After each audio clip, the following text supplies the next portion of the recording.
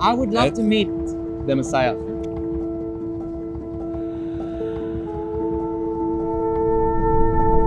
Jesus died for our sins, right? Because I'm a sinner, you're a sinner, we're all sinners, we're all falling short. I can't agree with that since he died before I was born and my sins were even made. So that's like kind of a logical contradiction to me. But once we introduce God, we can't limit God, right? So if he says, I'm sacrificing my sons for all the sins to come. I don't think God, which I call the universe, was meaning for anyone to die for anything. I'm on a different thinking pattern. I never judge anyone who believes in religion, and I can also see beautiful things in some religions, probably not Islam, although if you look, probably there are good things in Islam too. Yeah. But like, to me, sorry for speaking really upfront, that's what I like the goal is. Religion can have good things, but mostly is like obsolete. Sorry, like that's what I think. No judgment, anyone can believe whatever they want. Do you agree that me and you and Jeff and anybody here in this world, we all have sin? We're all fallen short from God. We all do things that we don't want to do. Even if you would set a standard for yourself of eating healthy or even taking care of your parents or taking care of your friends and sister, we all don't reach the raft that we've built to ourselves. Nevertheless, the raft that God has for us, which is perfect. How are you so sure that there's a God who made a graph specifically for each one of us? What I would suggest for you, Amit, is before you say it's something that is arbitrary and just made up on the spot and somebody took mushrooms, look into it. I'm sure that you will see nothing less than God's perfection in his word that he gives to us. I can see God's perfection in the small things everywhere. Which is true. God made everything. He made me and you. God, the universe, endless time and matter, like in space, which can also be named God. Trying to associate the infinite power of the universe, to me, is very selfish.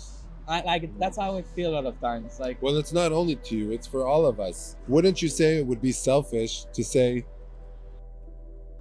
there's a little doggy action? Yeah. By the way, I'm having so much fun with this conversation. Mamash carefully. Thank you, guys. I feel the and I'm same. happy that you're really upfront. So let me ask you differently. Would you say that it's selfish to think that everything here was made for me? I wouldn't call it selfish. It's like more self-focused.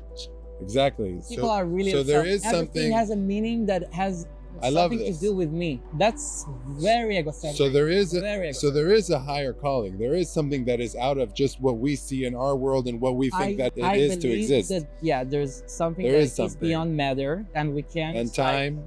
We can't grasp it. Perceive it. So what is the meaning for life? What are we living for? What are you living for? Each one makes his own meaning. His own meaning. So some people have very bad meanings.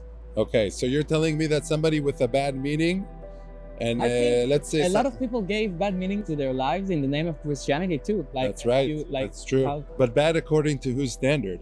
According to whose standard? I don't know. If you're trying to conquer and force something on people, that's generally bad. According to my beliefs. I'm not speaking on my behalf. I don't know. Like, I don't believe there's a perfect right and perfect wrong. It's all a spectrum. I don't believe that anything I do is as sin per se. Like, sometimes I do bad things, sometimes I do good things. I really don't think there's a force on the universe that measures if I sin. Like, I think. Yeah. So you say we don't have any accountability for our actions. We can do whatever we want, and at the end of the day, we die and we all get to the same place, no matter if you're Hitler or a good person in your. On a spiritual level, I think the things you do affect your soul. But not necessarily the universe will measure your bad actions and give them back to you. I don't necessarily believe that. That's karma. I kind of believe in karma, but not absolute karma. The God of the Bible existed and the Ten Commandments existed. Do you see anything? The Ten Commandments? No.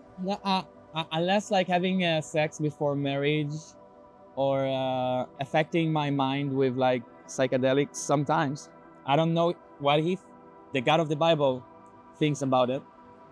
I actually like also don't care that much. I understand. But I don't believe like Well, he does care, and he does cares care? for you, and he does want you to be with him. I'm sure he has good intentions.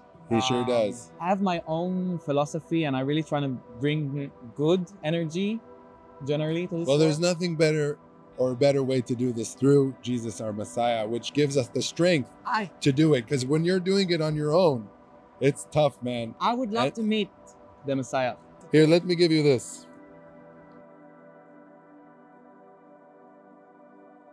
It's a New Testament. If I read it, would I be smarter? Yes. Yeah. I'm not sure I would. So I'm sorry. I'm being upfront. I'm not sure I would. Keep it. You don't know when it can come in Okay. handy. Nice to meet you guys. You too. God bless you. Really, really nice talking to you, man. Okay, I have the new testimony now. Maybe I'll get enlightened soon. Any chapter you recommend? Maybe I read one. So bring me your best chance. Right. Yohanan Shalosh. Okay. Yohanan Shalosh. Hanan Shalosh? Will do. Read John 3.